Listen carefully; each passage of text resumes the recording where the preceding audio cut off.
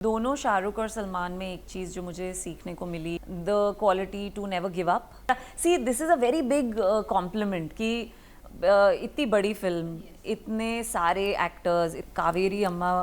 Is like memorable, you know, people remember her and they remember me. आप तो TV की थी queen, अब जब से आपको ओटीटी पे लोग देख रहे हैं, बड़े पर्दे पे देख रहे हैं, आपके 1 बाय 1 प्रोजेक्ट्स आ रहे हैं, लोग काफ़ी आपसे अट्रैक्ट हो रहे हैं, तो सबसे जो आपका लोगों से रिएक्शन मिलता है, सबसे बेस्ट रिएक्शन क्या रहता है आपके लिए?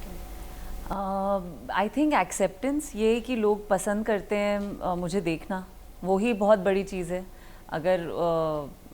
वो नहीं होता तो मैं कुछ भी नहीं कर पाती। तो लोगों का एक्सेप्टेंस, और दूसरी चीज़ जो मुझे सबसे ज़्यादा पसंद है, क्योंकि वो डायरेक्टली मुझे हेल्प करती है समझने में कि मेरा काम अच्छा था या नहीं, कि मैं जो भी रोल करती हूँ लोग मुझे उस कैरेक्टर से बुलाने लग जाते हैं। तो मुझे लगता है कि वो एक तरह की एक फीडबैक है, कि रिव्यू है, और अगर मैं उस तरीके से देखूं तो मुझे आज तक कभी बुरा रिव्यू नहीं मिला है अगर मैं उस चीज़ को देखूं। नहीं, आपका काम ही बुरा नहीं तो आपको बुरा रिव्यू मिल भी नहीं सकता। Thank you so much, thank you. और इवन एक आर्टिस्ट के लिए ये भी बहुत इंपॉर्टेंट रहता है कि लोग उनको उनके पर्सनल लाइफ से नहीं, उनके रोल या फिर उनके कैरेक्टर से ज़्यादा पहचाने। बिल्कुल बिल्कुल, आप मतलब वही तो हमारा एंडेवर होता है कि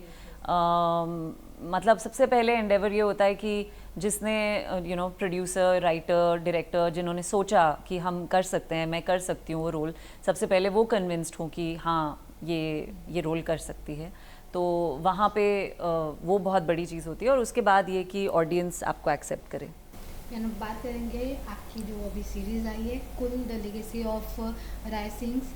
काफ़ी अलग है, काफ़ी यूनिक है। अगर जैसे आपके कैरेक्टर की बात करें, आप हमेशा ऐसे डिफरेंट प्रोजेक्ट्स ही चूज़ करती जिसमें आप सेम नहीं दिख रहे, जिसमें आप लोगों को सेम रिद्धि नहीं दिख रहे, एकदम अलग अलग दिख रहे। तो कुल के बारे में क्या कुछ कहना चाहेंगे और आपके कैरेक्टर के बारे में? मेरी कोशिश ये रही है, आई विल बी ऑनेस्ट, कहीं ना कहीं कि मैं इंडियन वुमेन, जो मॉडर्न इंडियन वुमेन है उसको रिप्रेजेंट करूं, जो आज की इंडियन वुमेन है उसको रिप्रेजेंट करूं। एक हमारा बहुत स्ट्रॉन्ग ऑफ कोर्स बैकग्राउंड है ट्रेडिशन और कल्चर का, और मेरी हमेशा से ये एक तरीके की, मैं कहूँगी एक एक्टिविज्म है मेरा अकेले का ही, that I want to be the face of every woman, every girl, जो शायद बहुत ही, जिससे कुछ एक्सपेक्ट नहीं किया जा रहा लेकिन वो कुछ कमाल कर देती है, और वो एक वर्किंग वुमन हो, यू नो। तो I love it, and I think Kavya भी उनमें से एक है, क्योंकि वो भी एक तरीके से लड़ रही है अपनी पोजीशन बनाने की कोशिश। काव्या एक्चुअली सबसे पहला कैरेक्टर है मेरे प्रोफेशन में जहाँ पे मैं किसी और के लिए खड़ी नहीं हो रही हूँ सो मेरे लिए बहुत रिफ्रेशिंग था, बहुत ही ज़्यादा, you know, there is nothing, no hold bars for her. उसके लिए मतलब वो ग्रे है, मुझे लगता है वो ब्लैक एंड वाइट नहीं है, वो बहुत ग्रे है। गुड बैड सब कुछ को एग्जिस्ट करता है। वो जिन लोगों से नफरत करती है उन्हीं के साथ बैठती है, वो उसका, you know, so it's toxic but it's not. उसको प्यार भी उन लोगों से है जो लोग उससे सबसे, यू नो, जो उसे सबसे ज़्यादा पेन देते हैं। And so it was very interesting मेरे लिए वो कैरेक्टर प्ले करना। और हाँ, मेरी कोशिश यही रहती है कि मैं अलग अलग टाइप की लड़कियों को प्ले कर सकूं। इवन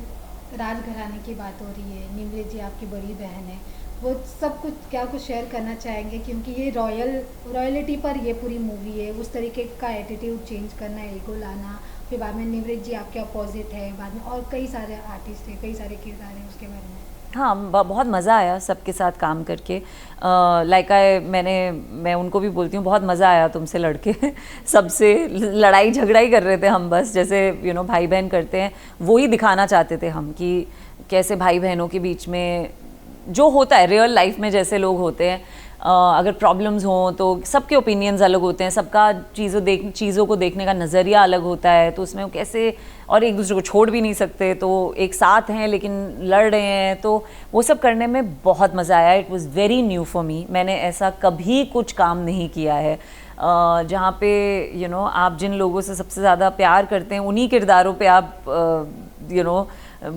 आप वार कर रहे हैं उन पे। बिकॉज जितने भी आज तक मैंने रोल्स प्ले किए हैं उसमें ये है कि सब ठीक कर दो, सब अच्छा कर दो, सब फिक्स कर दो। मैं वैसे ही कैरेक्टर्स प्ले करती आ रही हूँ, but so this was very different for me and it was hugely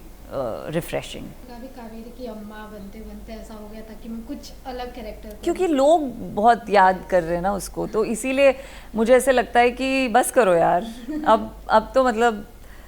you know move on,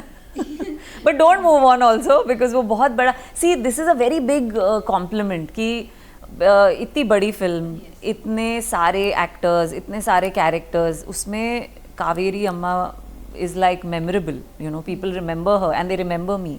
बहुत बड़ी चीज़ है। लेकिन उस टाइम जब आपको मिला था ये रोल कावेरी अम्मा, तब ऐसा लगा था मैं मेरी इतनी एज है और मैं इतने एज का ऑफ कोर्स किसी को भी लगेगा ना, तो मुझे यही लगा था कि कैसे, क्यों ऐसा मेरे साथ ऐसा क्यों कर रहे हो, मुझे अपॉर्चुनिटी मिल रही है शाहरुख खान के साथ काम करने के लिए, बट ऐसी, एंड यू नो हम फिर you know as an actor आप थोड़ा इंटेलेक्चुअलाइज कर देते हो चीज़ों को, आप ये सोचते हो you know what's in a role, big और small, a role is a role, तो वो सारी चीज़ें भी दिमाग में चल रही हैं। फिर मुझे लग रहा है what a hypocrite you are if you don't do this role and then you say what big small role does not matter, so what is, you know, what do you stand for? इसीलिए मैंने बोला screw it, I'll take this challenge, मैं करूँगी ये role, and although there is no like there is no part of me that wants to ever come in front of Shah Rukh in that prosthetics,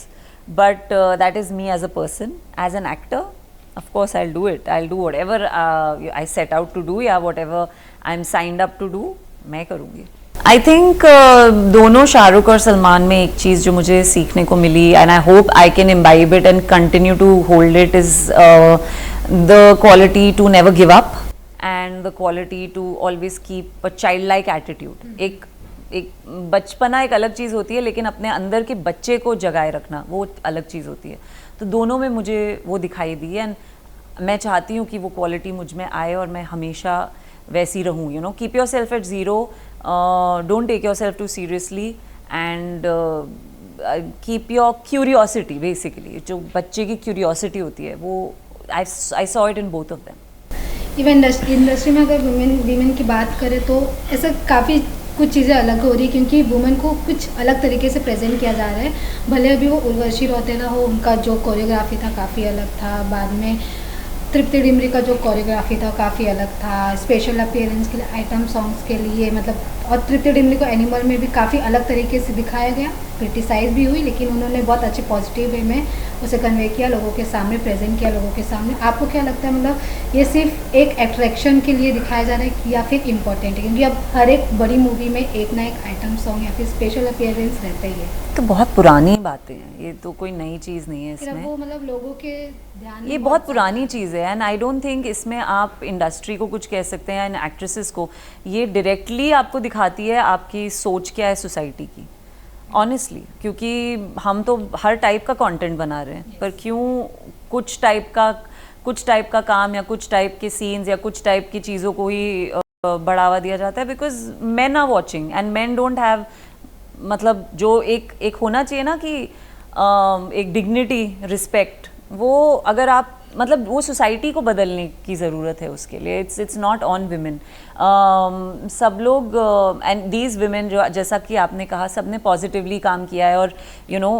उनसे जो required हुआ वो उन्होंने किया, और ग्रेसफुली किया, अपने लेवल पे जो कर सकती थी उन्होंने ग्रेसफुली किया। आई थिंक उनको तो बहुत, मुझे लगता है शाबाशी देनी चाहिए कि उन्होंने एक डिटैच्ड होके, बहुत यू नो ज़्यादा किसी को जज ना करके कि क्यों लोग ऐसे गाने सुनते हैं या क्यों लोग ये करते हैं, बिना ये किए उन्होंने बस एंटरटेन किया और वो चली गई हैं अपने अपने रास्ते, आगे बढ़ गई हैं लाइफ में। But I think it's a take on our society कि why do you want to watch all this, would you watch this with your family, would you watch this with your sister, would you watch this with your mother? No, you won't, so it's on you, reject it, आप reject करो, नहीं बनेगा। कोई एक artist या फिर कोई एक डायरेक्टर जिसके साथ आपका बहुत मन है कि आप उनके साथ आगे जाके कोई ना कोई प्रोजेक्ट करो? बहुत सारे लोग हैं, बहुत सारे लोग हैं। आई मीन मैं सुबह से एक ही नाम ले रही हूँ और वो पता नहीं क्यों आ रहा है, मुझे भी समझ नहीं आ रहा, बट संजय लीला भंसाली, मैं उनके सेट पे काम करना चाहूँगी, और ये चीज़ मैं एज एन एक्टर कम और एज अ सिनेमा लवर ज़्यादा कह रही हूँ कि I mean, of course, it's not a dreamy-eyed statement. I want to, I would love to work on his set because He loves cinema. Subscribe to Midday India. Get direct notifications on all our videos by clicking on the bell icon.